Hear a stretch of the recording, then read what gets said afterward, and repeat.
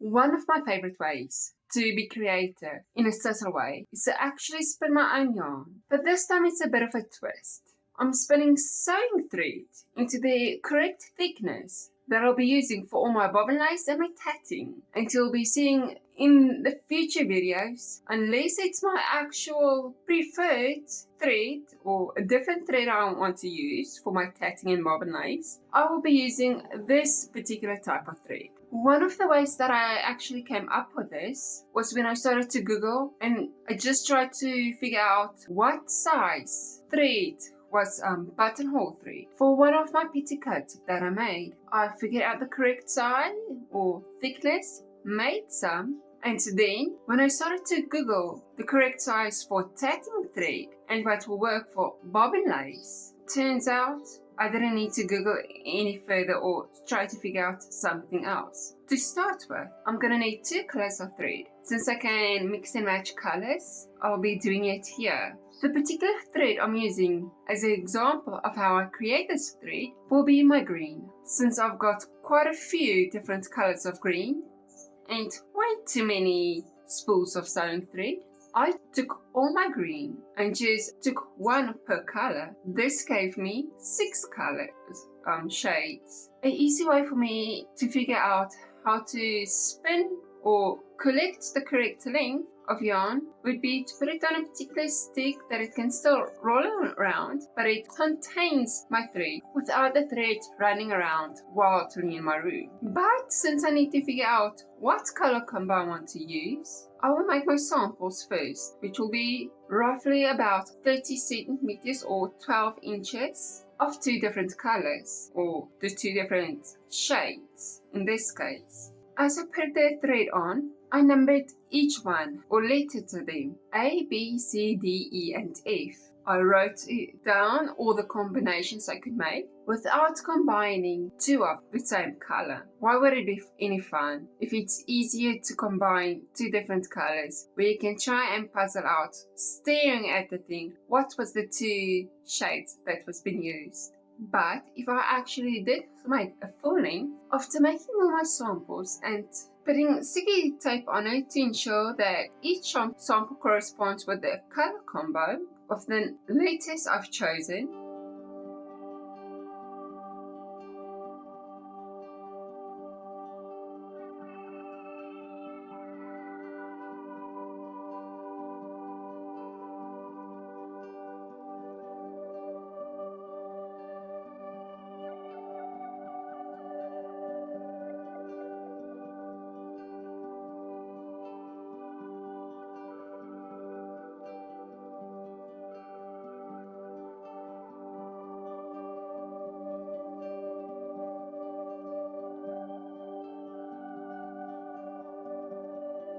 with all my color combos options made, I compared it to the pink I already made. Which one do I prefer? Which one I would like the best? And which ones, if I just straight up look at it, does not meet my requirement?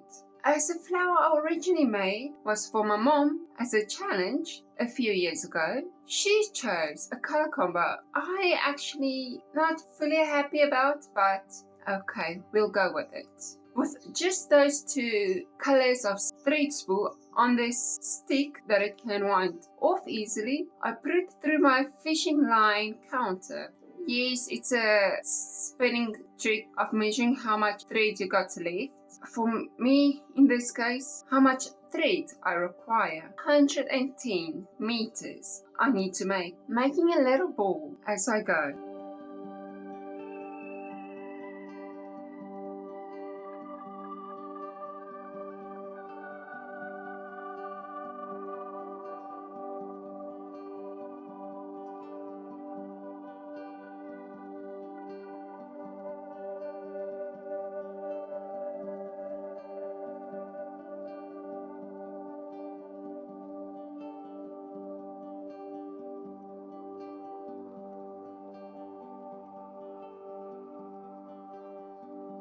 Now for this first spin or first spinning session, which all the spinners that knows how to spin yarn or those that are wanting want to learn, got a bit of knowledge, will tell you it's the turning fiber into yarn stage.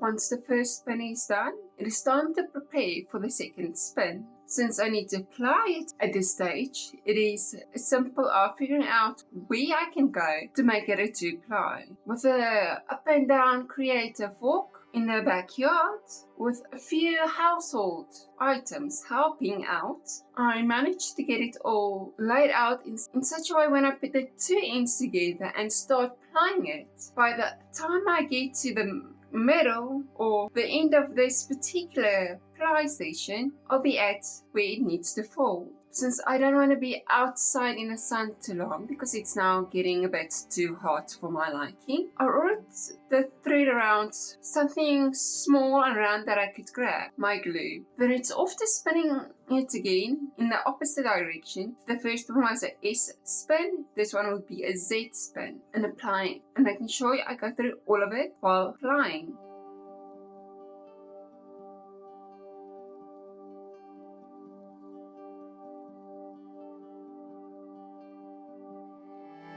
Then it's your typical set your twist and make sure you are ready for whenever you need the thread. Wet it, whack it, waft it, just get the twist settled. But by this time,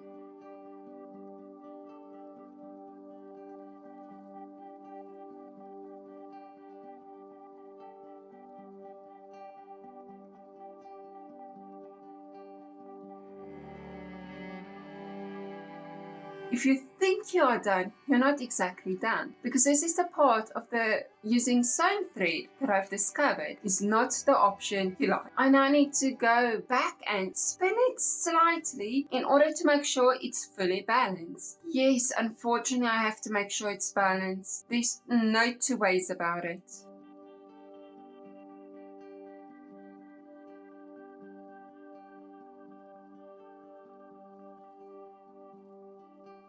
And then wet it again, set it that it fully settles, that I can.